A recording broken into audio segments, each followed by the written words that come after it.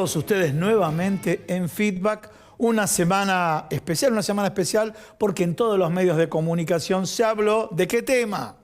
Cristina Fernández de Kirchner y la Cámara, me refiero a la Corte Suprema, que avala lo resuelto por la Cámara, donde se condena a Cristina Fernández de Kirchner. Pero hoy en el programa, como todos los medios se han ocupado de ese tema, vamos a mirar hacia futuro. Y cuando digo que vamos a mirar hacia futuro, vamos a hablar primero, en un ratito lo voy a presentar, estamos con un diputado del PRO, pero el PRO tiene un rol estratégico clave en el próximo escenario electoral en la provincia de Buenos Aires. Esto a nivel político, pero el primer entrevistado también tiene otro rol importante de un sector que está contribuyendo de manera significativa al Producto Bruto Interno, que es el sector energético. Primera parte. Segunda parte, el sector de la salud, y vamos a estar con el presidente de la Confederación Farmacéutica Argentina, que nos va a comentar distintos temas de actualidad referidos a los medicamentos, las características, la tipología, un DNU que hubo una presentación que hizo la COFE y que salió favorable a la misma. Ahora sí, lo estamos viendo en pantalla, estamos con el diputado Martín Maqueira, que es diputado nacional por la provincia de La Pampa y vicepresidente de la Comisión de Energía y Combustible. ¿Es correcto, no? Así es, muchas gracias por invitarme. Bueno, vamos a una cosa, empecemos, la gente quiere escuchar el tema político. Y también hay un sector de la actividad económica, a ver qué información y qué novedades transferís del sector. Escenario político. Bueno, hecha la introducción en breves segundos, de alguna manera, ¿consideran desde el PRO que con lo de Cristina Fernández cambia la agenda en la provincia de Buenos Aires? Sí, ha cambiado la agenda de todo el país, digamos, ¿no? De toda la política, las definiciones de la provincia de Buenos Aires seguramente también tendrán una contrapartida. El propio gobernador de la provincia de Buenos Aires ahora está dudando si mantiene o no la fecha de la elección, con lo cual esto abre un escenario completamente distinto. Pero por un lado es por lo que muchos hemos luchado, que se haga justicia. En este caso, para una presidenta o expresidenta de un partido, pero para cualquiera que robe o delinca o que con los fondos públicos se los quiera llevar para su bolsillo, tiene que haber una condena. Entonces, es ejemplar que se haya primero respetado la interdependencia de poderes, porque todo este juicio empezó en el 2008, en el mandato de Cristina, continuó con el siguiente gobierno, volvió a tener sobre todo la condena en el 2022 en su gobierno, con lo cual para mí cae esa teoría de que atrás de esto hay un poder real y demás. Fue un juicio ejemplar, 3 instancias la condenaron y el que delinque tiene que ir preso. Y esto aplica para todos, para los que están ahora, los que vendrán y los que estuvieron. Así que eso me parece importante para la Argentina. Y con el escenario político, bueno, por supuesto, está esta disyuntiva a ver qué hace el gobernador. Creo que jugar con la fecha de las elecciones no está bien. Nosotros ahí tendremos que tomar nuestra decisión acerca de qué frente electoral poder integrar, pero me parece que hay que ser claros cuando uno es quien pone las fechas electorales y no cambiarla porque le conviene antes o después por un hecho político como este. Bien, iba a decir, depende de quién gobierne, lo hacen todos, pero bueno, no quiero ser... No, pero es verdad, yo creo que las elecciones hay que mantenerlas. En la propia ciudad también se cambió la fecha de la elección y bueno, el resultado tampoco fue el esperado. Sí, no fue el esperado para No, seguro que no. Bien, contanos un poco los actores de la provincia de Buenos Aires. Mauricio, va a ser obviamente, me imagino, Mauricio Macri, Cristian Ritondo. ¿Cómo ves el escenario? Uno de los temas que se instaló es, bueno, va a haber una alianza, pero la Libertad Avanza mantiene la marca LLA.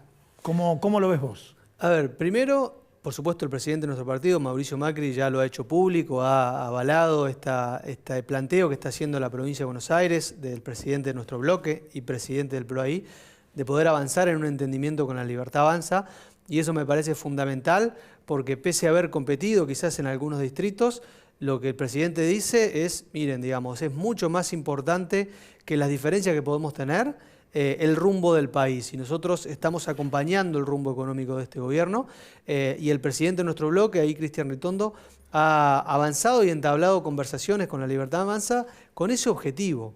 Después, el nombre, la estructura, para mí es secundario. Creo que lo que tiene que primar es para qué nos juntamos, cuáles son los principios que nos unen. Y ahí, por supuesto, el trabajo que ya ha hecho Cristian en la Cámara de Diputados es fundamental, porque todos los bloques han estado divididos con distintas leyes desde que tenemos este nuevo gobierno, porque cambió la lógica de la estructura política. Antes tenía 2 partidos y ahora hay tercios. Bueno, Cristian Ritondo logró mantener la unidad de todo el bloque PRO, pese a las diferencias que puede haber en nuestro bloque. Y ahora se está encaminando... Así que vos lo ves como articulador de la unidad del PRO. Sí, yo creo que fue fundamental para esa unidad en el bloque del PRO y también que está dando el paso importante en este caso de lograr un frente electoral con la Libertad Avanza y que sea un frente electoral. Porque ahí el gobierno estaba planteando la idea de que algunos miembros del PRO vayan al partido de la Libertad Avanza. Yo creo que lo mejor, y es lo que Cristian está llevando adelante, es la conformación de un frente electoral donde esté el PRO, donde esté la Libertad Avanza, quizás otros partidos también. Después el nombre, el color, para mí es secundario.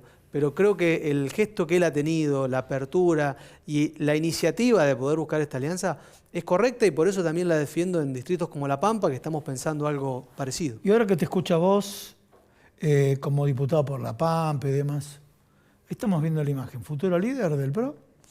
Bueno, yo creo que es uno de los líderes del PRO. Sí. Por supuesto, nosotros tenemos perfiles que han gobernado la Argentina, que han gobernado distintos distritos, que hoy están gobernando, y Cristian ya hace rato es uno de los líderes principales del PRO, porque por supuesto presidió el bloque ya hace 4 años y continúa haciéndolo. Tuvo él su gestión en la provincia de Buenos Aires, es una persona que viene de los inicios del PRO, y va a tener un rol fundamental, a mi criterio, no solo en el cierre del principal distrito del país, que es la ciudad de Buenos Aires, sino también en los distintos cierres en las distintas provincias. Yo creo que él se va a posicionar como un referente para muchos de nosotros en eso, y también para el futuro, en esta posibilidad de que pueda haber un entendimiento mayor con el gobierno, más allá de lo electoral y de lo legislativo. Creo que es uno de los perfiles que más relevancia va a tomar en el PRO. Bueno, ahora sí, ahora vamos con las economías regionales, y no es, más allá que uno lo plantee como economía regional, el sector energético, el futuro, la balanza de pagos, los 3 sectores que van a equiparar en el futuro cuando analicemos, hay dólares, no hay dólares, el país que siempre depende de los dólares desde el verdulero hasta el CEO de Arcor, todos mirando esa señal. Sector energético, sector agropecuario, sector minero, bueno, van a ser proveedores, llamémoslo así, o de alguna manera van a contribuir al ingreso de dólares en nuestro país. ¿Siguen las inversiones en el sector energético? Sí, se ve mucho movimiento en el sector energético, se ven buenos resultados. La balanza energética recién la comentábamos. Hay que recordar que venimos de un 2022 con, por supuesto, una crisis de gas, importación de GNL, la falta de un gasoducto que ya estaba planificado y no se había hecho, de cerca de 8.000 millones de dólares negativo. Se fue al 2023, ya con el gasoducto hecho, menos importación, a un equilibrio de esa balanza. 2024 ya sumaste 5.700 millones de dólares para, digamos, de balanza positiva, de superávit energético. Y ya los últimos 4 meses, abril, estamos hablando de 2.700 millones de dólares y, por supuesto, una proyección a cerrar cerca de 9.000, con la complejidad quizás que se tuvo, se esperaba una balanza mucho más alta, de la baja del crudo, del precio del petróleo. Bien, bien, el escenario, baja del precio internacional. Bueno, justo en este contexto de altas inversiones, baja el precio del crudo. ¿Cómo lo ves vos? Bueno, trabajando en el sector, estando con los referentes, ya sea del sector público o del sector privado, que te pasan información. ¿Cómo lo ves vos? ¿Se va a recuperar los valores internacionales? Bueno, este año es posible que se mantenga en los números que están ahora, en 65 dólares de promedio. Hoy está ya creciendo un poco, ha llegado esta semana a los 70 dólares. Ojalá, digamos, por el bien del país siga creciendo, pero está lejos de los 80, 85 que supo estar los años anteriores. ¿Por qué? Por la crisis comercial, la situación comercial de Trump es que la OPEP ha decidido producir más petróleo y eso hace que baje el precio del producto. Así que aparentemente es difícil pronosticar el precio del petróleo. Todo el mundo lo pronostica, pero yo no me alentaría a pronosticarlo con certeza. Pero este año se mantendrían esos números. Si no baja de eso, Vaca Muerta puede seguir operando, yo no veo ahí un límite, quizás se invierta un poco menos o rindan un poco menos las inversiones, pero no veo una complejidad en Vaca Muerta. ¿Sí? Pero ahí está, justo te quiero preguntar, pero el break-even point, es el punto de equilibrio y demás, con la baja del precio del petróleo puede ser que la ecuación de costos no le dé. Depende de la empresa, pero muchas están en $45 y algunas en 40, otras por supuesto en 50. Sí. Ahora, eso es Vaca Muerta. Cuando vas a cuencas como la mía, la provincia de La Pampa, obviamente la cuenca neuquina, pero mi provincia solo explota convencional. Bueno, ahí los números son más finos, porque ahí el lifting cost no es 4, 5, $7 como en Vaca Muerta, o empresas muy eficientes, sino a partir de 15, 20. Entonces ya tenés una gran parte de ese barril de petróleo en extraerlo. Después hay que pagar las inversiones, deuda y demás. Provincias como Santa Cruz, bueno, ya están complicadas con un barril a $60. Provincias como Chubut son un poco más competitivas, pero es solo convencional. Yo creo que puede complicar las cuentas. O sea, ¿hay un benchmarking de cuánto está el barril en cada una de las provincias? ¿Son análisis comparativos? ¿Tienen estudiado eso ustedes? Existe porque es diferente la producción. El no convencional... El no convencional, sí. Claro, en ese caso son, por supuesto, procedimientos nuevos, formas nuevas de producir, industrias nuevas con costos más menores en el sentido de la estructura. En un pozo, en Chubut o en Santa Cruz, donde la mitad de lo que invertís es para sacar agua y la otra parte petróleo, el costo es más alto. Entonces te va a ser más alto el convencional. Pero en la medida que se mantenga en $65, yo creo que ahí, digamos, es posible seguir produciendo en esos distritos. Bien, y el tema del RIGI, régimen de incentivos para grandes inversiones, bueno, está dando resultado, están activando. ¿Qué es lo que pasa? Se levantó el cepo para los privados. La remesa de utilidades de las multinacionales recién corre a partir del próximo año. Bueno, ¿cómo ves que se habla en el sector respecto, bueno, voy a invertir, pero quiero retirar el retorno de la inversión? Hoy en el sector seguís teniendo muchas expectativas. Sobre todo las empresas que ya están instaladas siguen invirtiendo en el país y siguen invirtiendo en infraestructura. Muchas de ellas están en proyectos del RIGI, como por ejemplo el proyecto que tiene Golar, tiene PAI, YPF, Shell, bueno, varias, Eni ahora también, para empezar a hacer GNL, gas natural licuado con gas de vaca muerta, en buques en la provincia de Río Negro, en el mar. Estuvo el presidente de la Cámara de Gas Licuado acá, sí. Bueno, ese es un proyecto muy, muy importante. El gas licuado es otro de los procedimientos, pero que también en ese sentido es gas licuado de petróleo, ¿no? Sí, el GNL es otro gas, pero también hay mucho potencial en eso. El GLP, que es ese gas licuado, se extrae con el petróleo de vaca muerta, con lo cual nos va a sobrar el GLP y es gas butano, es gas para garrafa. Hay un montón de expectativas con el sector. Bien. ¿Cuáles son las dudas, si se quiere? Algunas, por supuesto, electorales, políticas, de cuánto es la estabilidad del gobierno. Yo creo que el gobierno le va a ir muy bien en esta elección. Eso va a despejar algunas dudas. Después tenés cuándo vienen las inversiones fuertes internacionales, cuándo empiezan a comprar quizás áreas o invertir en áreas petroleras las empresas internacionales que allá están y muchas siguen invirtiendo. Bueno, de eso va a depender también algunas regulaciones cambiarias, como bien dijiste, el resultado del gobierno, que siga manteniendo el déficit. Yo creo que eso se va a ir despejando a lo largo del año. El superávit. El superávit, perdón, sí. Tenemos tanta historia de déficit. Que elimine el déficit. Tenemos tanta historia de déficit que uno a veces cae en el error. Mantener el superávit, que por supuesto es un número muy fino, pero el gobierno está haciendo el ejercicio y lo está logrando.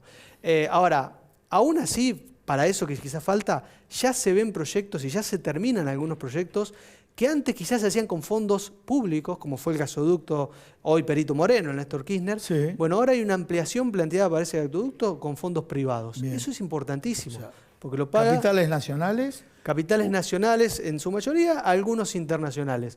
Por ejemplo, lo de GNL tiene capitales internacionales, falta un poco para esa inversión, pero esos son fondos internacionales que van a venir. La ampliación del Duplicar o del VAL son fondos de empresas que operan en Argentina, algunas internacionales.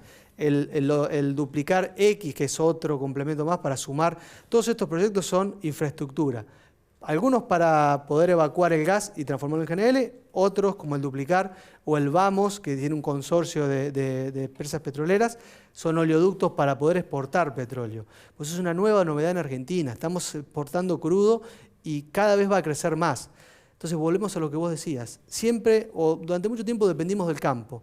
Bueno, ahora vamos a tener otra variable que es la energía, que ya está empezando a dar sus frutos y que se va a posicionar posiblemente como otro campo en el 2030, pero ya está dando sus frutos, no para poder cubrir todo el campo, pero sí, por ejemplo, acercándose al cultivo de la soja. Y eso es importantísimo, que las exportaciones y la balanza energética pase los 10.000 millones de dólares. Y después viene la minería, otro sector que también se va a incorporar y que eso nos va a dar la estabilidad en el país para no depender de a cuánto está el dólar, de las crisis, y que para el fin pueda este país crecer y salir adelante. Martín, muchísimas gracias por haber venido al programa. Muchas gracias a ustedes y a toda la audiencia. Señores, un pequeño corte. Ya en instantes estamos con Ricardo Pesenti, presidente de la Confederación Farmacéutica Argentina.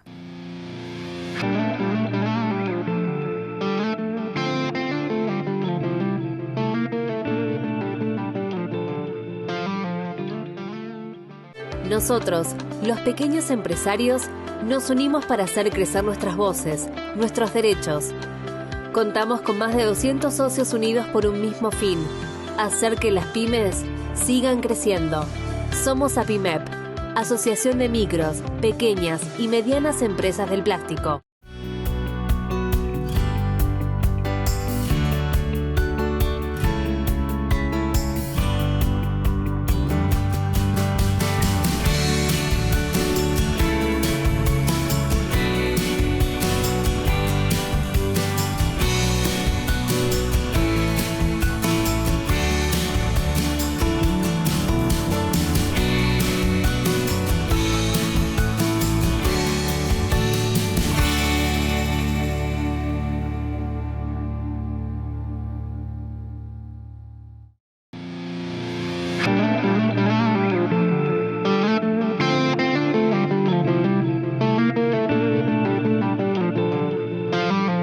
Bueno, lo había presentado en el bloque anterior. Estamos con Ricardo Pesenti, presidente de la COFA. Bueno, muchas gracias por estar en el programa.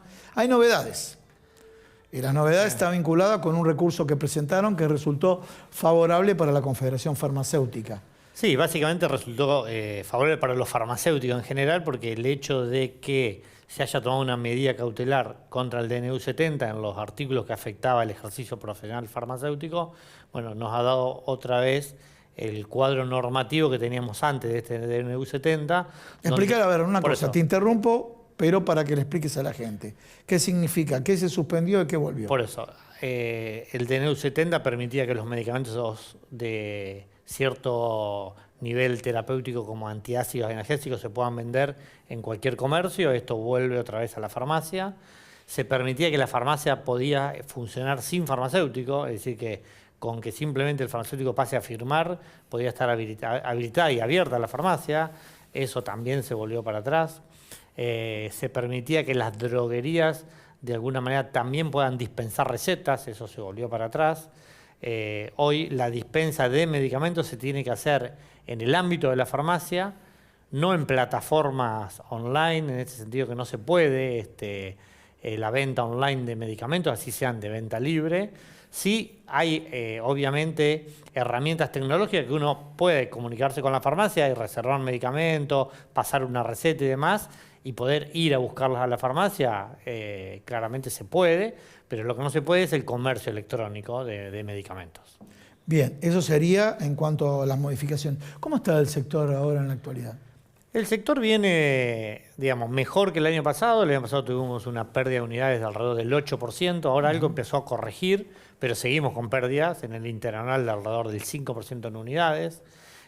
Básicamente lo que más se está perdiendo son unidades de medicamentos para patologías más banales, ¿sí? Se ve que la gente, en cuanto tiene que recortar gasto, va a recortar en dolencias menores. Claramente todos los medicamentos que son mal llamados de venta libre son los que más han retrocedido en unidades.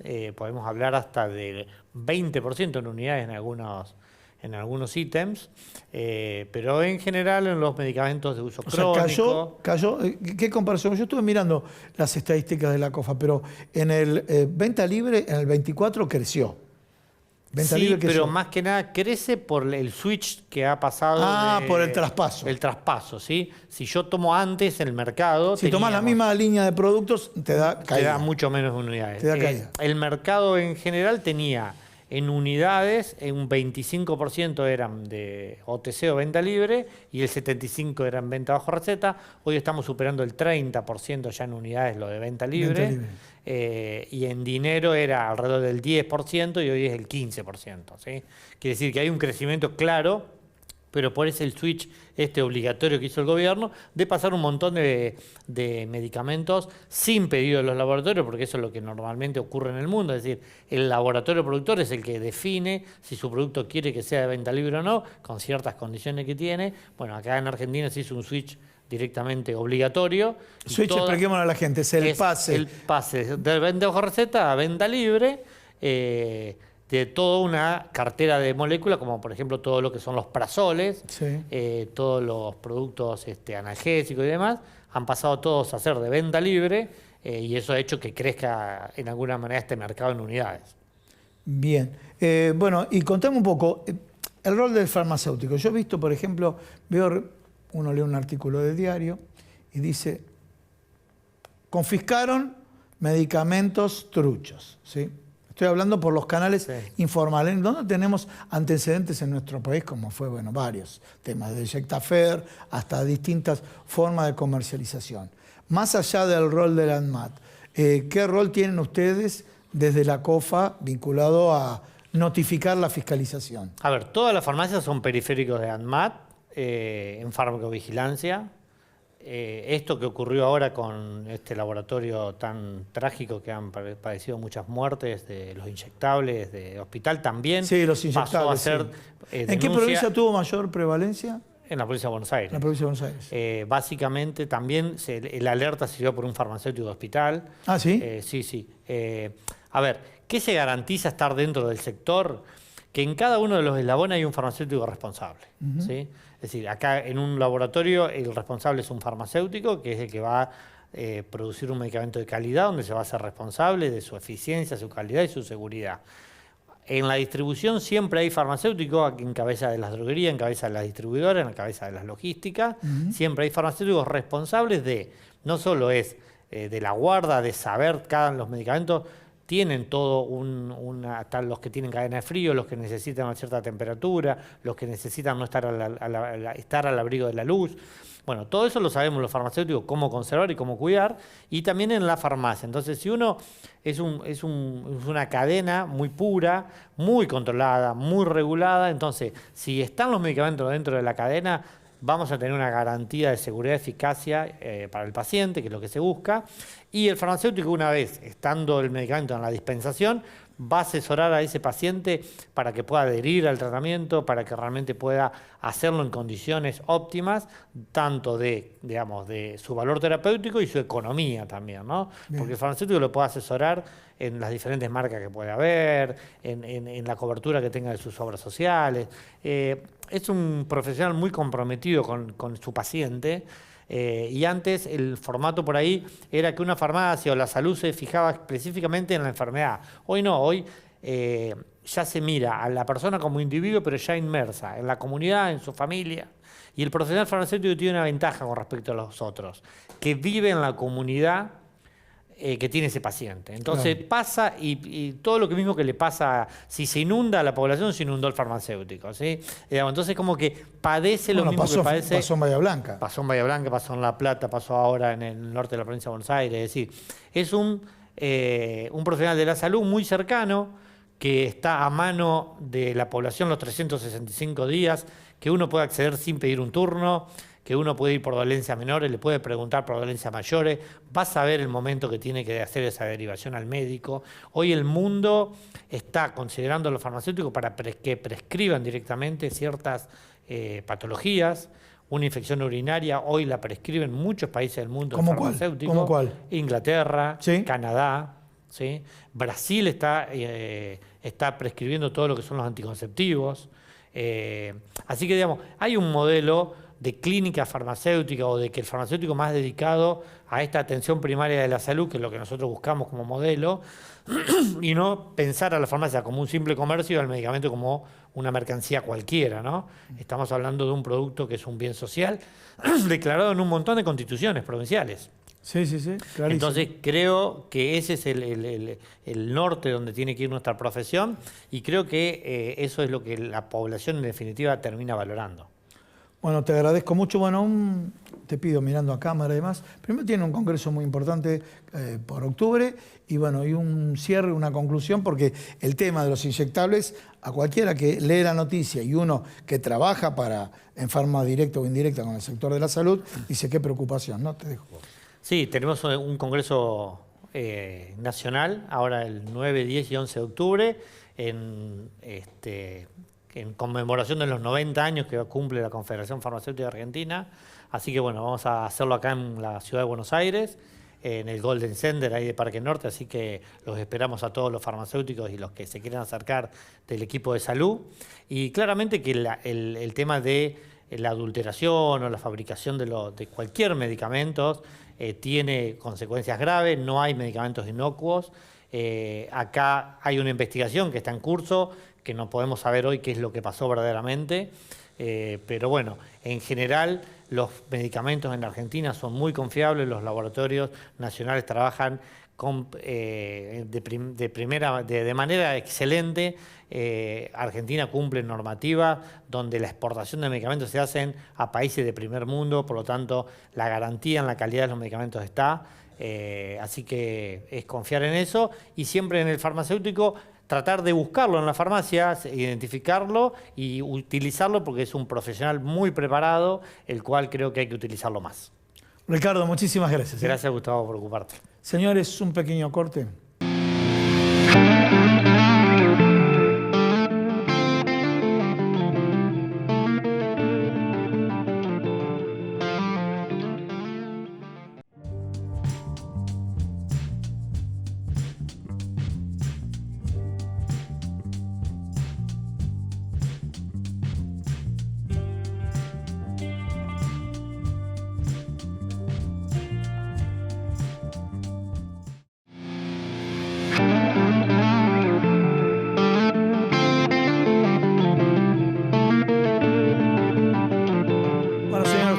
Qué importante los temas que hemos abordado en el programa del día de hoy, que es de interés a todos los sectores, a toda la actividad económica de nuestro país. Y cierro con los agradecimientos. Primero a Producción Cero, nuestra productora Gabriela Aquino. ¿Y saben a quién?